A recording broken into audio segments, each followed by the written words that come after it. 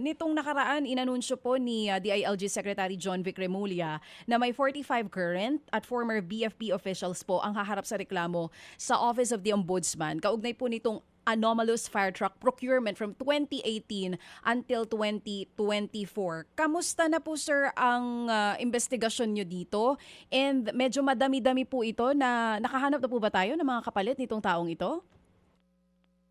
We are still awaiting po sa formal charge, no? Kung na formally charged man ay handa naman po ang ahensya namin na tumugon agad at makipag-ugnayan kung ano man kailangang ginagawang investigasyon po.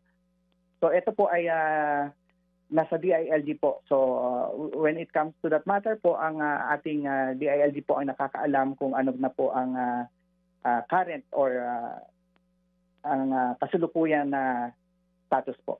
So sa ngayon po wala na po itong mga officials na ito? Wala na sila dyan sa BFP? Sa 45 kasi po, meron ng mga patay doon at meron na rin pong mga retired at meron din pong mga active. So yung mga active po ay wala pa namang any order from the higher sa aming DILG, no? At nasa serbisyo pa rin po.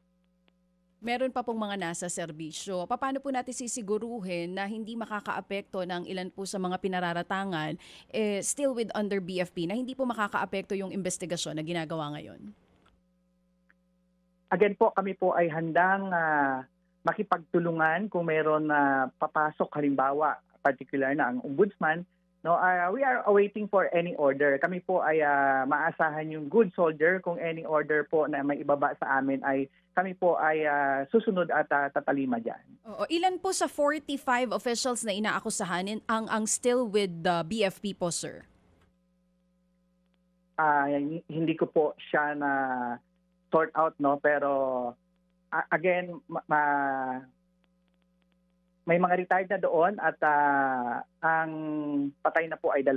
Mga kapatid, para sa iba pang mga balita at impormasyon, sundan niyo po kami sa X, Instagram, Facebook at syempre sa TikTok, True Network PH. Mag-subscribe din po kayo sa aming YouTube channel, True Network. May website din po tayo, truenetwork.ph. At pwede nyo rin po kaming mapanood sa Channel 19 ng aming True FM TV. Lagi pa rin makinig sa radyo dito po sa 105.9 True FM dahil dito, laging true sa'yo, kapatid. Ito tayo sa totoo, tunay at tapat.